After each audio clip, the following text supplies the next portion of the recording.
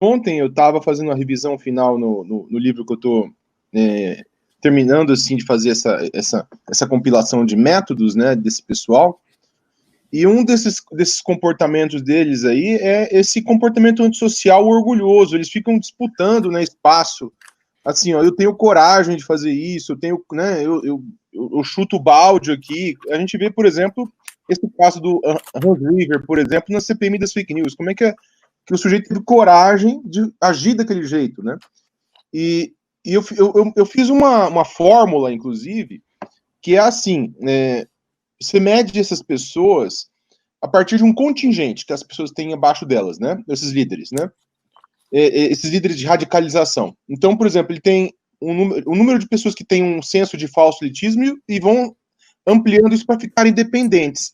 E aí você começa a prever o trajeto delas pelo nível de extremismo que elas vão demonstrando e uma parte, comportamento antissocial. Então, sempre a coisa caminha para isso aí, igual alt-right, igual, por exemplo, uma versão mais light do ISIS, por exemplo. É light, claro, não estou dizendo que é igual ao ISIS, né? Mas é isso, é um grupo de radicalização, né? E eles têm orgulho desse tipo de comportamento porque eles mostram valor para a chefia, que eles têm coragem de ir longe, né? Então, essa notícia aí dessa empresa, eu não conhecia a fundo, eu só sabia por causa daquele vexame que o Hans River fez em fevereiro na CPMI, né?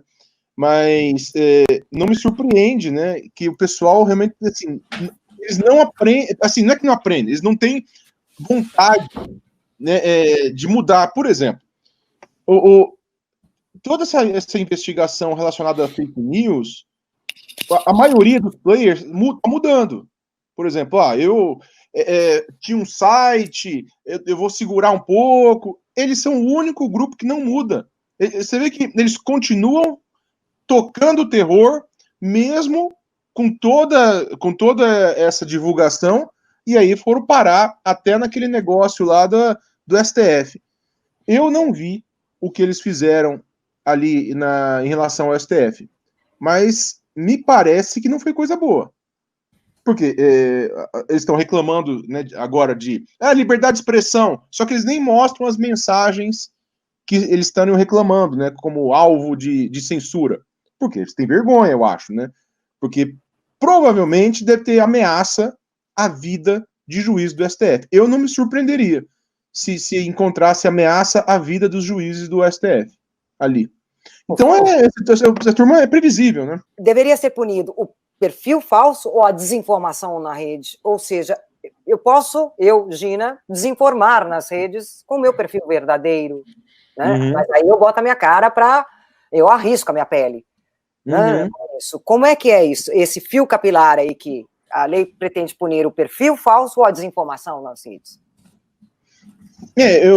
O que eu vi, assim, da lei, né, é que você tem que colocar os seus dados, estar identificado, né, com um CPF para poder acessar as redes, né? Então, isso aí torna a pessoa que está produzindo desinformação um alvo possível de ser punido judicialmente. Nesse ponto, né, está ok.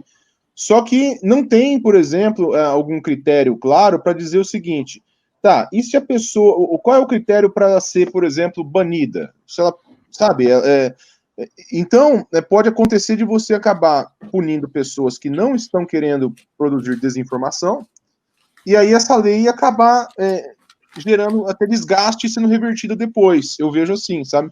Então, o que está me preocupando é essa questão, né, dessa falta de critério e de não ter uma discussão mais ampla das diferentes formas de se usar esses perfis. O que eu vejo, assim, são duas coisas que eu vejo para a desinformação hoje nas redes, tá? Não são apenas perfis falsos. Perfis falsos é uma das formas, é um dos meios. Eles copiaram isso do Gamergate, né, e depois da alt-right, do pós-2014. Eles viram, puxa, gangues de assédio, principalmente com perfis falsos, é um negócio aqui que a gente pode fazer e o pessoal está deixando.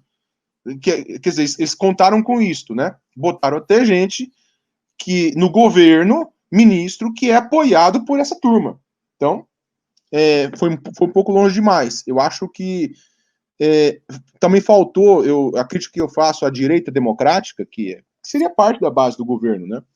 Não se valorizou e não exigiu. Gente, tira esses caras aí, não é possível que vocês vão deixar dinheiro público ser usado para você dar cargos que eles são mantidos por gangues de linchamentos virtuais que atingem principalmente eleitores do Bolsonaro.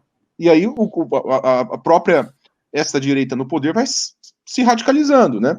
Enfim, mas uma coisa é o perfil falso. E outra coisa que eu acho grave e você não resolve com legislação são perfis fora do Brasil, um exemplo, Olavo de Carvalho, que ficam postando mensagens inflamatórias. Já vi mensagens do tipo, eu compilei várias, inclusive, e arquivei, mensagens assim, cadê essas Forças Armadas que não prendem ministros do STF? Quer dizer, é fácil, né, fora do Brasil, ficar falando isso, né, sem o medo de alguém chamar você e falar assim, vem aqui, vai prender ministro do STF por qual motivo? Aí ia ser aquela mesma situação que foi o Abraham Weintraub na PF, ficou de bico calado.